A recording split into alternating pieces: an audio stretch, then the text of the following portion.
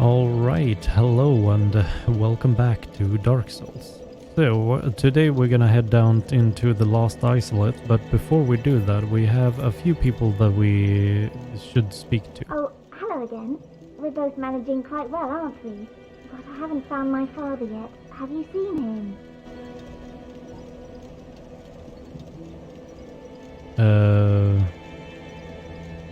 Yes? Really? Then I must be off. I'm sorry he's caused you trouble.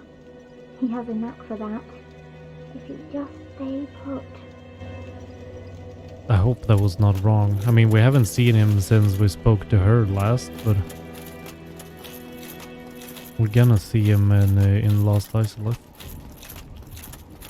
And now that we were friendly with Patches, he is now moved up here as well. Oh, we meet again. How many of you are there? You've come at the perfect time. I'm done with the looting. I'm a humble merchant now, and wondrous treasures have I, at a special price for you. There you are. Have a nice look at them. Oh, relax. No more funny business out of me, my friend. Here, have you met that backwoods Shiva? Believe me on this one, bruv. The man is trouble. I can see it in his eyes. I just can. No doubt about it. Watch him. Yeah, Shiva is no good. No bueno at all. Yeah. Have you met that sunbathing Solaire? Believe me on this one, bruv. He's a complete idiot. But he happens to be an awfully strong idiot. So just nod your head and keep him on your side. I don't know about idiot. A bit misguided, maybe. Wait, have you met Petrus? That self-proclaimed cleric? Believe me on this one, bruv. The man is scum. Don't you be fooled by his claims to do good.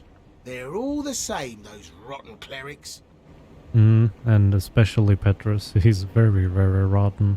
Oi, have you met Lautrec the Embraced? Believe me on this one, bruv. He's completely mad. He wouldn't think twice about cutting somebody down. So watch out for him. Especially if you've humanity to spare. Yeah, Lautrec is kind of, he dead. I'm done with the looting. And wondrous... Okay. So he sells, some humanity? Prism Stone, Divine Blessing, Eye of Death. Some miracles. Some stuff that he just found laying around in the catacombs, like the cleric set and the mask of the father and mother and child.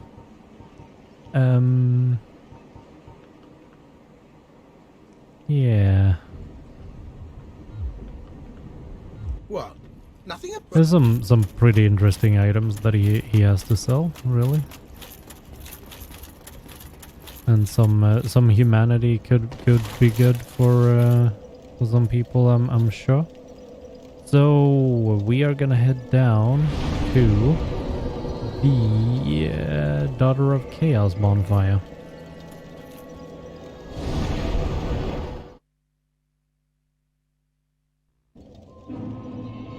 And down here we're gonna enter her covenant again, and we are gonna offer up some of our humanity for her. Can I use a specific amount of these in here? I can, yeah. We need to use 17 more. Bloop. That still leaves us with 9. Well, that's good. We have a good amount of humanity with us. That's really nice. Oh yeah, we hold on. We need to equip the ring so that we can speak to her. Oh, my dear sister, don't mind me. It does not hurt terribly. Enter a covenant again. Of course. Let me try.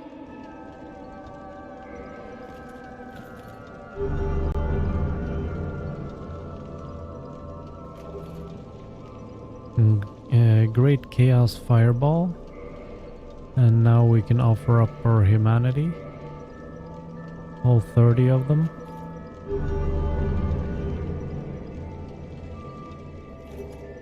We'll get the Chaos Firestorm. Thank you, Quayla. And that is very soothing for her, with having the humanity that kind of keeps her alive. Quayla, my dear sister, you know, I still remember your beautiful, silky face. If only I could gaze upon it once more. So sad. Did she start moving more after we offered the humanity? I'm gonna have to look back at the footage there, but yeah. Okay. I'll be but that you Okay. We don't have anything Goodbye, more that we can do with her. do be safe. So let's start off with switching our ring back, and then we have the Great Chaos Fireball, Art of the Flame of Chaos, which engulfed the Witch of Isolith and her daughters. Hurl a giant Chaos Fireball. So the difference between Chaos and just normal Fireball for gameplay is that it kind of leaves the lava on the ground, kind of like the stuff that Quaylog does. Art of the Flame of Chaos, which engulfed the Witch of Isolith and her daughters, erect localized Chaos fire pillars. The Witch of Isolith, in an ambitious attempt to copy the first flame, created instead the Flame of Chaos, a twisted bed of life. So the Witch of Isolith, instead of trying to kindle the flame that was already there, she was trying to replicate it, to make another flame, and in her failed attempt to do so, she kind of turned herself into the bed of chaos, and that's where a lot of the kind of shit in here comes from, basically. And we can already see the next boss over there.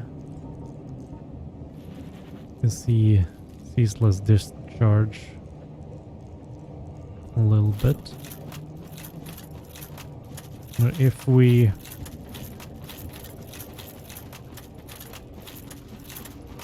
I don't think we can actually see him a lot as it is right now, but if we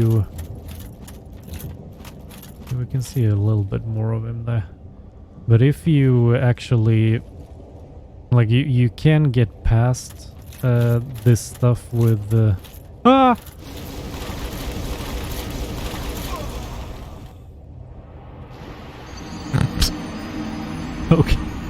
Okay. Fucking hell.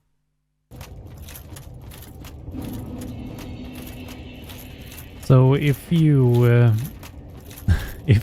if you have a lot of health and you're very nifty, you can get over on the other side there and walk past this lava, and you can actually go in and you can get the orange shard ring before killing a Ceaseless Discharge, and if you get the ring, you can walk out here and not take much damage at all from the lava, and you can actually go around that corner and have a really good look at him without him attacking you at all, which is pretty dang neat. And you can do all of that without like glitching the game or anything. Like, I've actually never done it, but I've seen plenty of people do it. Now over here you can see a whole bunch of Taurus Demons. A few items, and also the Capra Demon off in the distance. But for us, playing the game like normal people, we we're gonna have to go up and kill Ceaseless Discharge. So the Ceaseless Discharge is the brother of the Witches of Isolith, or like we assume that he is the brother. At least it's not explicitly stated anywhere, I think, but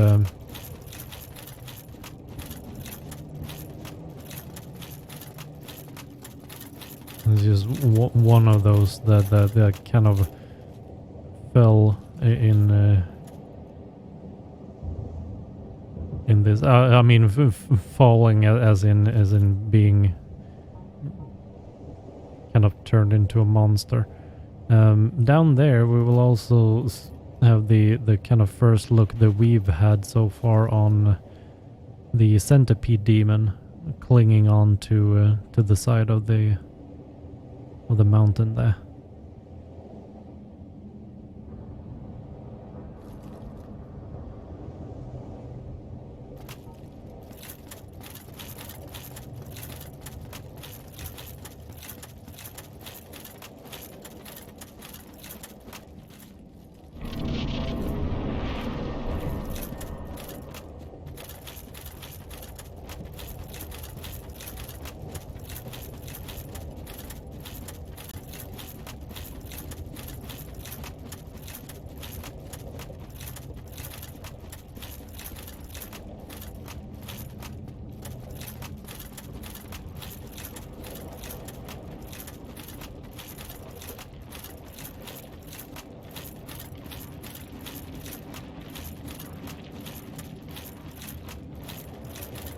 Especially now with the Dark Souls remastered, I really think that Ceaseless Discharge is kind of one of the coolest looking bosses in the game. Like he looks so good now with the improved fire and whatnot. It's I mean, and he's freaking huge. Like one of the biggest bosses in the game. Maybe even is he the biggest one? Maybe he is. It looks really big, and we can see that there's an item down there as well.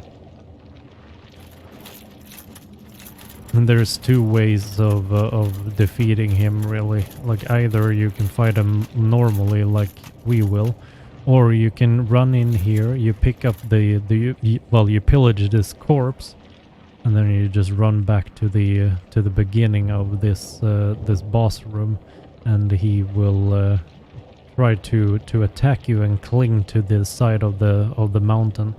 And from there, all you need to do is just hit his hand a couple of times, and he will eventually fall off and die. Kind of looking like he's. I mean, a lot of people think that it's a glitch, but I mean, they have animations for it and everything. It was obviously meant to be there, but why they have made that possible, I don't really know. But we're gonna try to fight him normally here, and so we pick up the gold hem set, and we gonna try to fight him.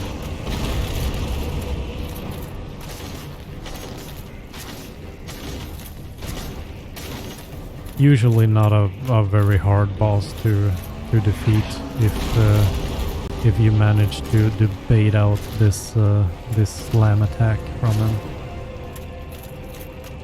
He has a few other attacks that are a bit more annoying to deal with, but as long as he does this, then he's really not difficult.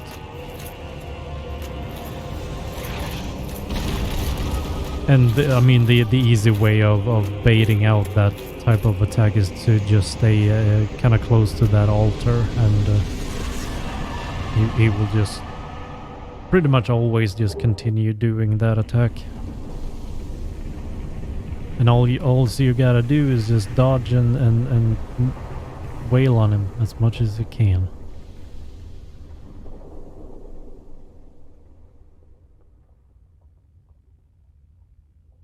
Now a lot of the a lot of the lava is gone, and we can see that down there that the item that we saw is actually on a corpse. Of course it is, because no world item can lay on the ground without having a vessel of some sort. That's just the Dark Souls way. Those items are being kind of hard to get to without the ring that will help us traverse lava. So if you want to pick those up, you should do that after fighting Centipede Demon. There's not super important items there either. I think it's the Chaos Ember there, which kind of useless gameplay wise, I would say. But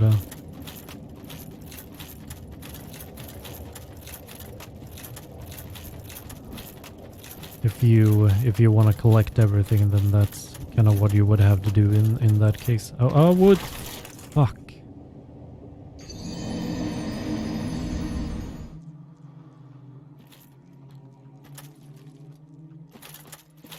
So I think now is as good a time as any to mention that I'm actually using a kind of a different controller than I'm used to, because I was gifted a new controller by my wife. Actually, it's a scuff controller, and if you don't know them, they have these kind of paddle thingies on the back of the controller that you can use as a button.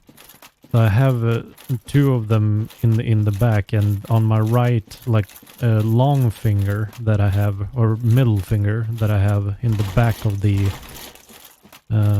controller, I have the circle button. So which is really handy when you want to run around and still have your thumb on the camera controls and everything. I don't have to use a claw grip to do that, which a lot of people would otherwise do. But I'm not very used to it, and sometimes that results in me running and jumping when I'm not supposed to. I'm really not comfortable with jumping with it, so I'm trying not to do it, but sometimes it just happens out of just being inexperienced with it. So I'm trying to get used to it, which kind of happened over there. I was running and then I accidentally jumped. Didn't really mean to. But yeah, that's my excuse, and I'm sticking to it. Here we get the second invasion of Knight Kirk that we haven't seen in a while. We last saw him in the depths. I didn't get my hornet ring for this, but can take care of him anyway. And we got both his spiked shield and the sword. That's pretty cool. Shield of the infamous Dark Wraith Kirk, Knight of Thorns, covered with spikes. Can be used as a weapon. Sharp spikes cause heavy bleeding. So he's an actual Dark Wraith. Like he's in Kath's covenant, invading people for their humanity.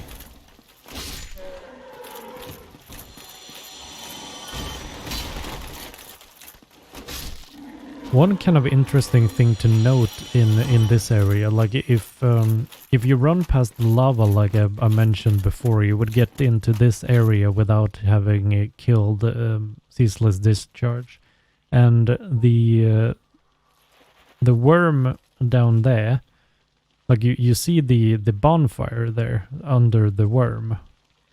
If you have not killed Ceaseless Discharge, that bonfire will not be there. Which is kind of interesting. It's kind of interesting, but like why that happens, like if they actually thought about that being a possibility when they made the game, and just figured that would be like I don't know, a punishment for not playing the game the way it's supposed to. We will see later on, much later on in the, well, maybe not super much later on, but we will see in the DLC as well that there is a bit of an extra dialogue if you do something that you're really not supposed to.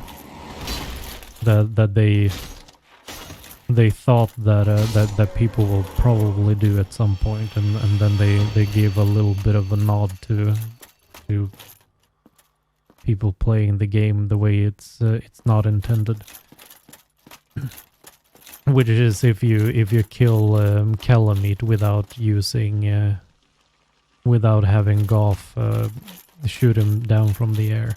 Like if you do that yourself, then you will get a special dialogue from Goth, which is just like one sentence extra, but it's a really nice little trivia, I think, and just kind of a nice nod from the developers is like they assumed that someone would be able to do that at some point. It took a really long time for people to figure that out or to be bothered doing it. I mean, mostly thanks to speedrunning, probably, because that's where most people want to skip on as much content as they can, of course. But it's really interesting from like a trivia kind of standpoint to keep like a little bit up to date with what's going on in speedrunning for those reasons, like just see what people can do with the game. I mean, I pretty much don't employ really any of the like speedrunning strats or anything, because I'm not interested in doing the game as quick as possible. But it's just really interesting from kind of a trivia standpoint what they are doing, and of course it's not only speedrunners. Like a lot of people, they kind of just play the game just to find like new glitches and whatnot, even though they're not speedrunning it or anything. It's just a lot of people find joy in just breaking the game and just doing weird stuff. And from time to time, I find it really interesting to check what's going on in that world of gameplay.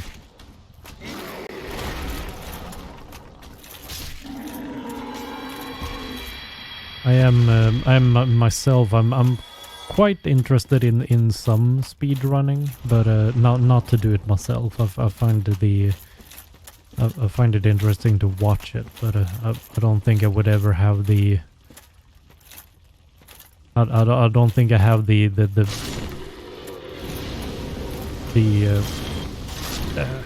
ability to do what they do.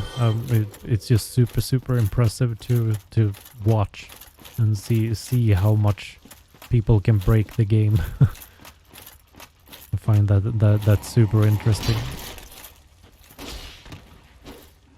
Even though I'm not a super avid follower of speedruns, but from time to time it's really nice to check up on, I think.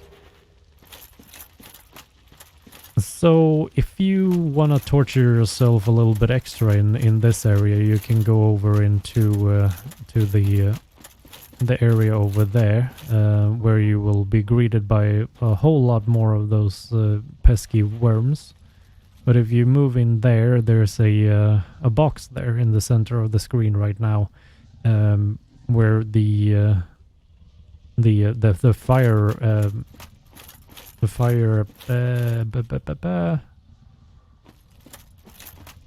what is it called? Ember. Fire ember is if you want to make fire weapons. Whoop whoop. You can go down there and do that.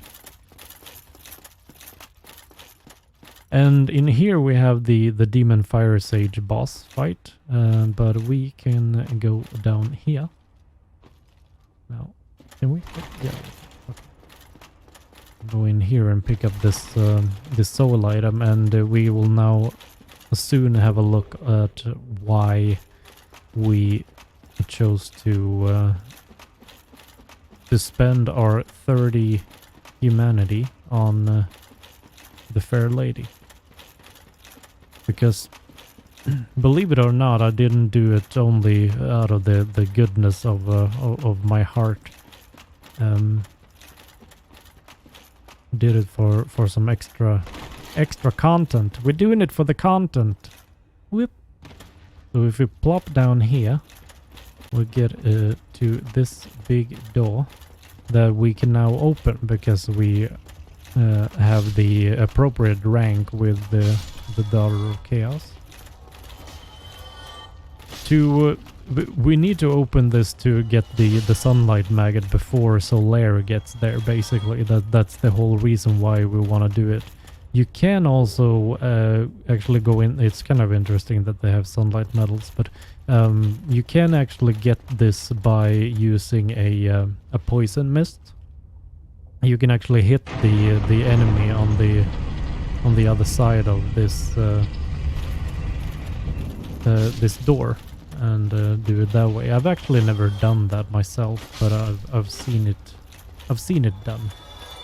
Was that the thing? Yeah, it was the thing. So now we have the sunlight maggot. That would have been really nice to have in the Tomb of Giants, but we did not. We did not. A loathsome parasite that inhabits Lost Isolith. It is completely immobile, yet still lives. When worn on the head, it emanates a blinding light, which is why it is known as a sunlight maggot. So if we did not pick this up, then Solaire would have gotten here before us, and he would have picked this up and gone crazy.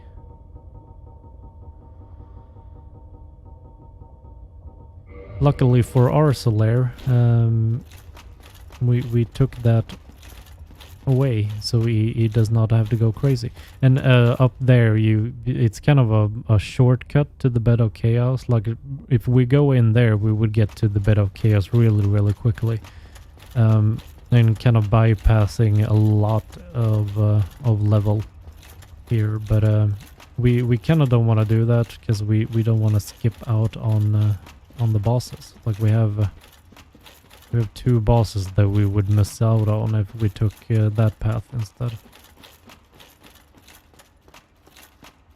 We're gonna go in here and we're gonna fight the stray demon for the 3rd time.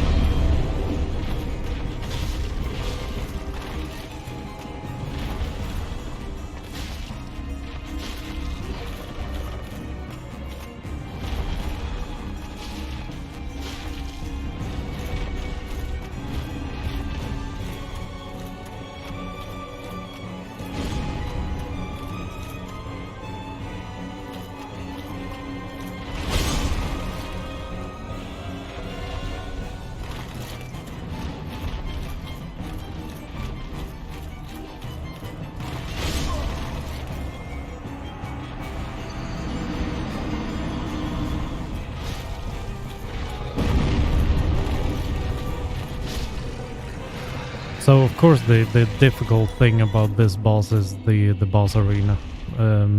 If you had more room in here, then this boss would have been a whole lot easier.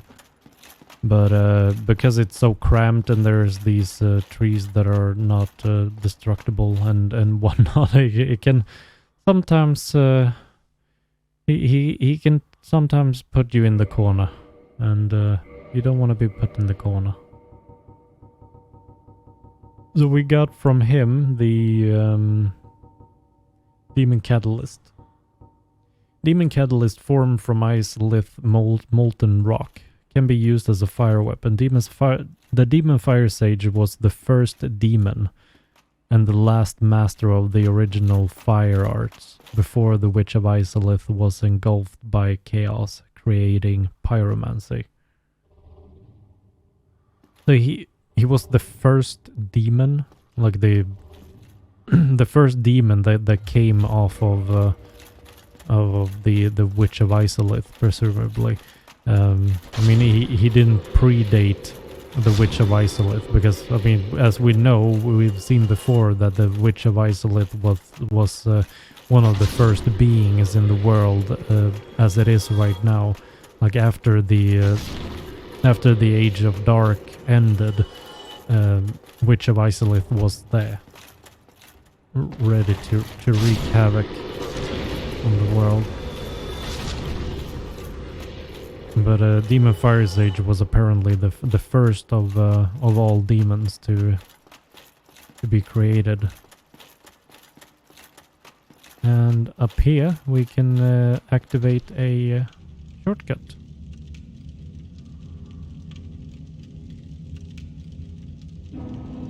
Back up into Quelaag's domain. We finally get some use out of that. Not super useful right now, so we just go right back down again. But a nice thing to have.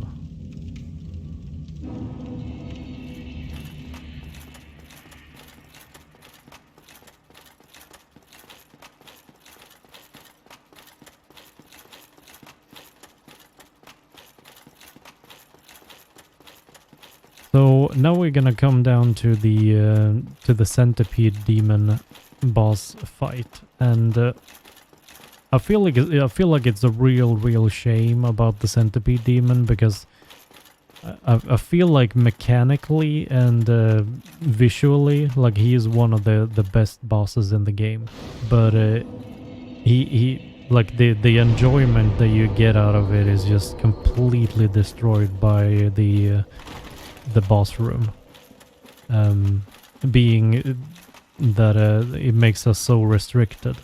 Like he has some like fireball attacks and whatnot that we basically never see, because people usually don't fight him for long enough that would ever really happen. But if the room was not so dangerous to stand around in, then I feel like the boss fight could have been so much cooler, and it's just such a shame that the boss room is so restricted the way that it is.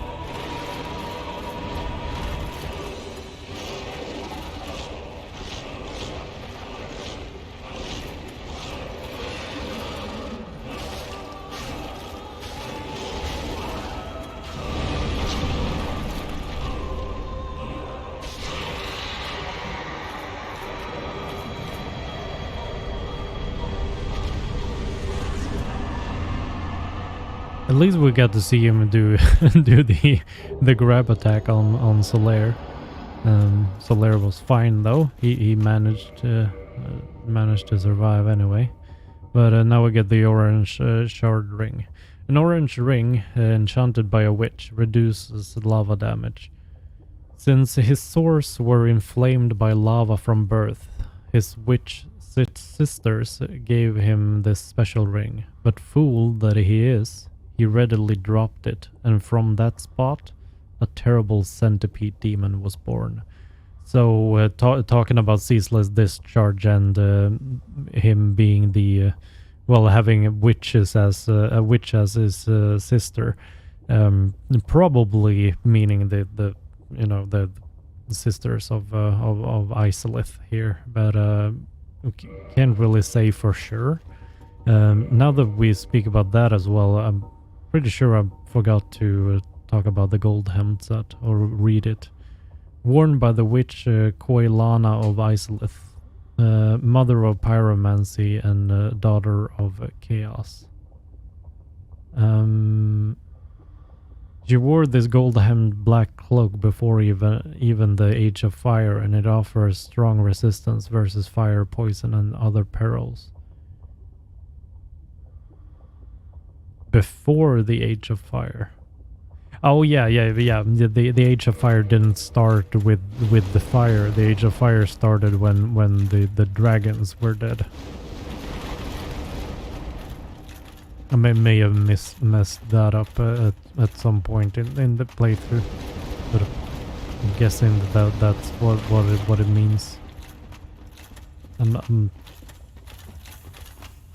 far from perfect. Sorry. Why? Why? After all this searching, I still cannot find it. Why?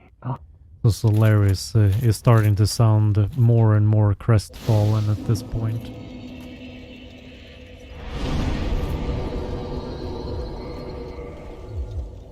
I'm just gonna fill up on some vitality, because why not?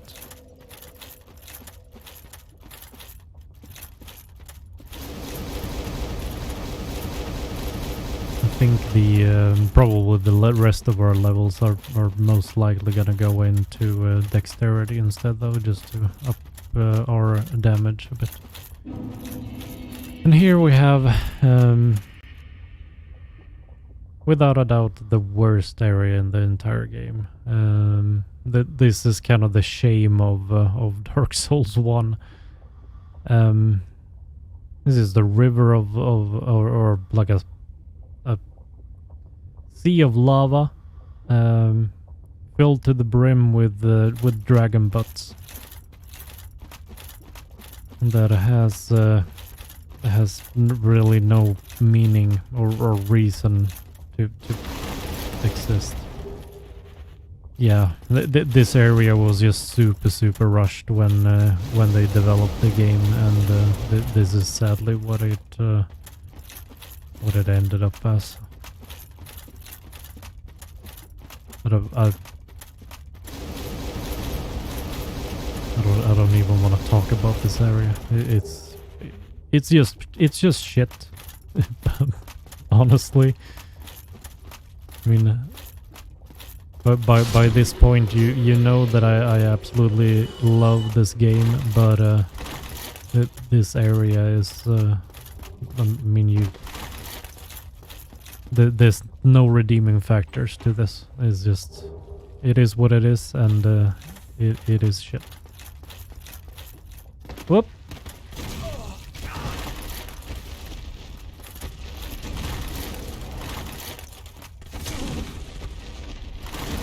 And they of course also managed to be the most annoying enemies in the game to fight. And I'm gonna die. No.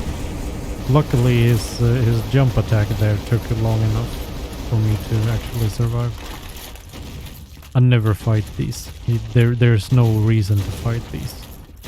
They're just super annoying. And you just want to run past them. Usually I can do that without being hit, but this time he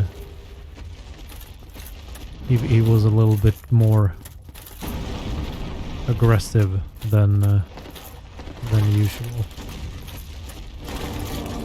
In here we can at least get a better bonfire for ourselves. We don't have to run all that far.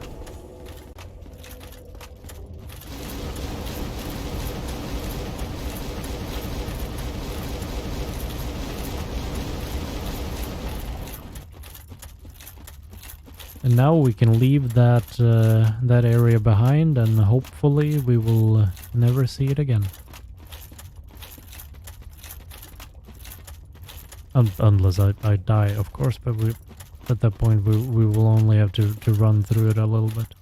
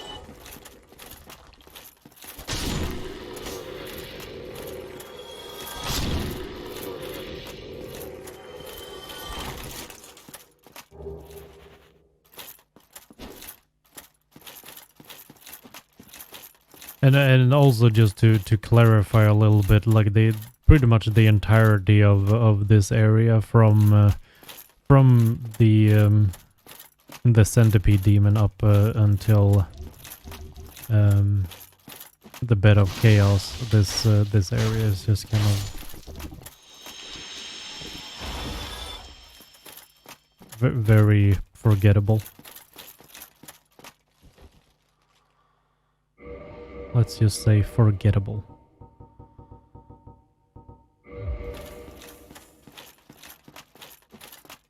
Here we have another Daughter of Chaos.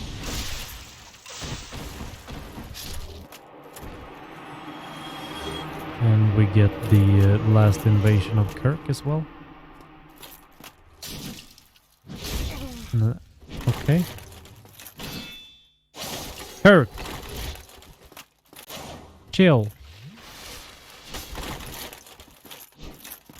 I'm gonna parry you. That's my mission. As the chosen undead. There you go.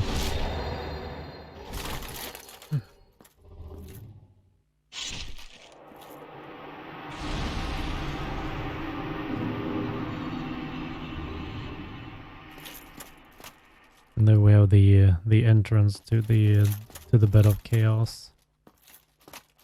We do have a couple of more things to do before we can go in there, though. Kind of the fun thing about these things is that they have a grab attack where they can actually throw you into the top of them, like the mouth of them, and you spin around like you're in a whirlwind in there. And get the Chaos Fire Whip.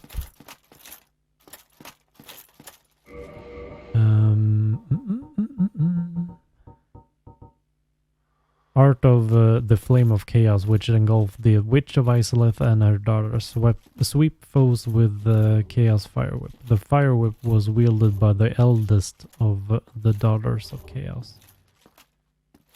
The eldest. So okay. So well, did she use the Fire Whip? The one up there? Was that supposed to be the oldest of the sisters of of chaos. I'm not sure. I mean, she used some sort of pyromancy on me there, but I'm not sure if that was the whip or not. I'm not super familiar with the pyromancies.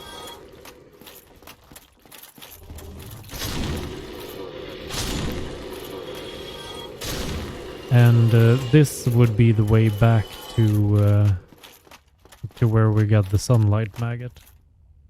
So this would be the way to it if you didn't have the back way like we do. Now there will be nothing there for us because we've already been there. Been there, done that. Well, we have something important that we need to do here before we leave.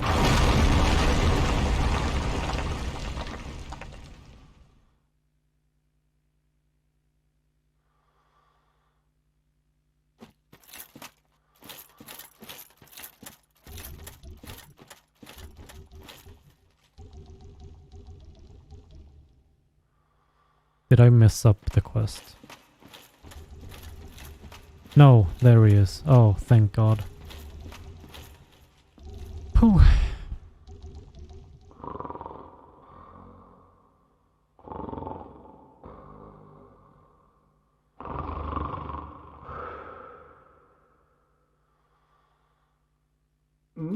Oh, ho! Excuse me, I was so absorbed in thought I just drifted away. Must be the warmth. Well, what's on your mind? No, don't tell me. Those monsters making life difficult for you? You need not be ashamed. We're all in the same boat, you know. I really have run up quite a debt to you. Perhaps the time has come. So he's gonna try to help us take care of these enemies, but to be able to make him survive in this, we have to kind of help him a little bit. Otherwise, he will most likely die from this. So we're gonna equip our bow, and maybe some feather arrows will be enough.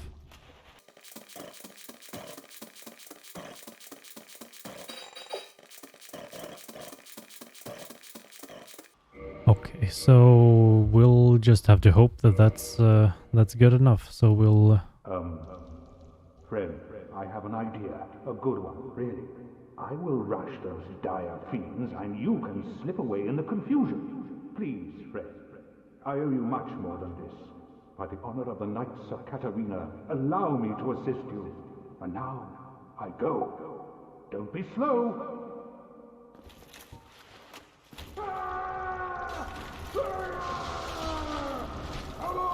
We'll just take care of the one with the most health, and he can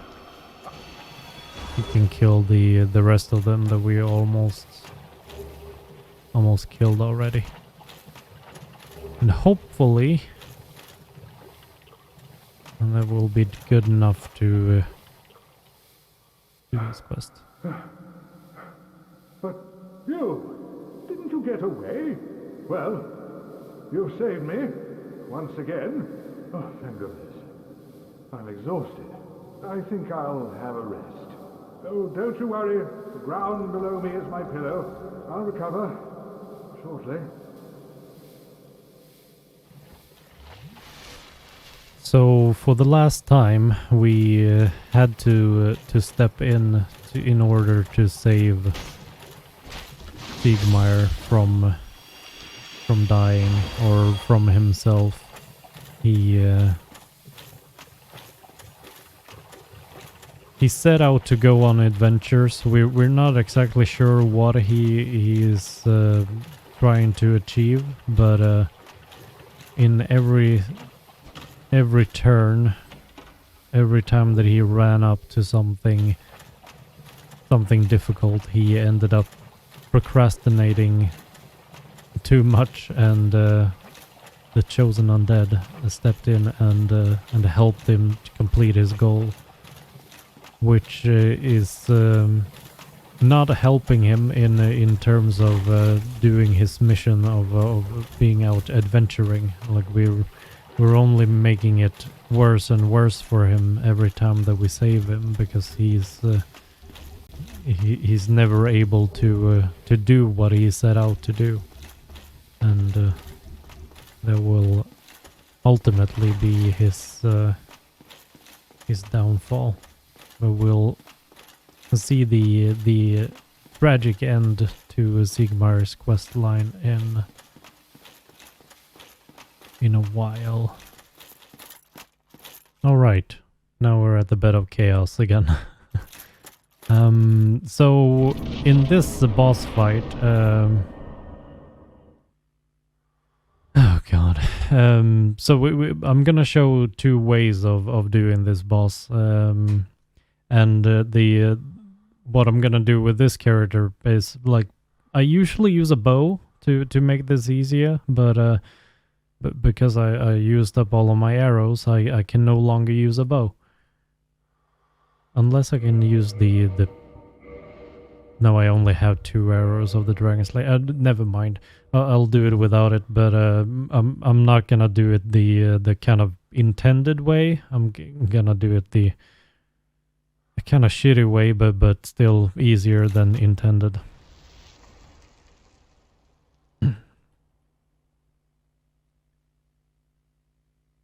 Quitting out of the game is the thing to do here.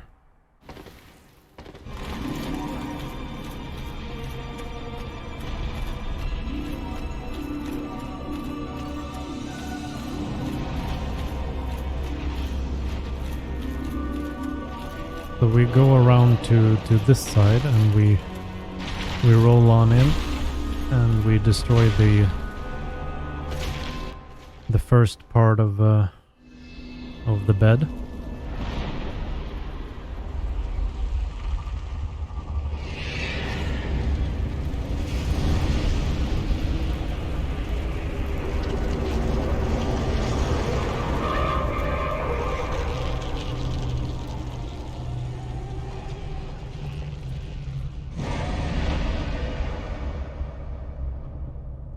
And instead of dying while running back to the center of the room again, we just quit out, and the state of the boss will be saved. So now that we're outside of the boss arena again, we can just plop in, and when we get down there, the right side will already be destroyed, and we can go for the left one. The left one being harder to do, but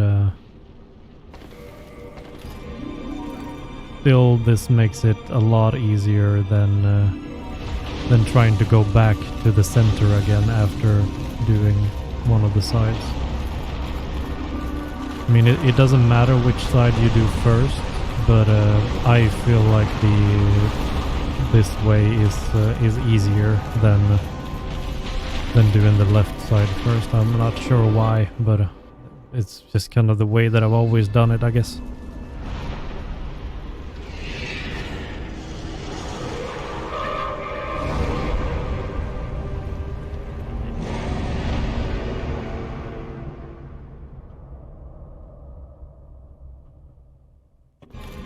And from there we quit out again for the last bit of this hellhole.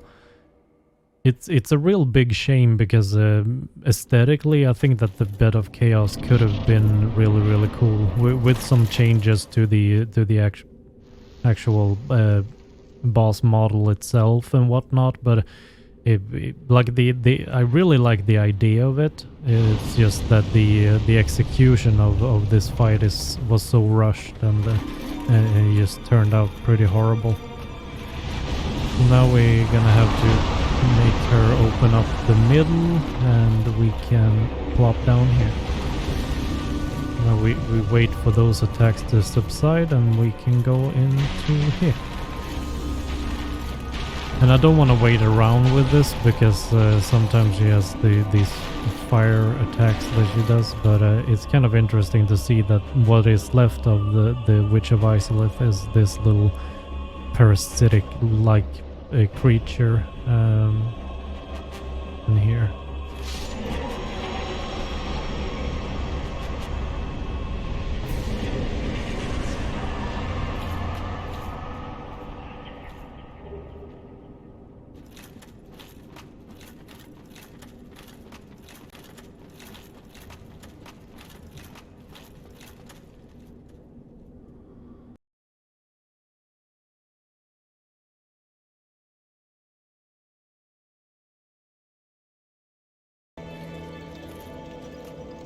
And now back at the Firelink Shrine, Sieglind is still here. Well, hello again.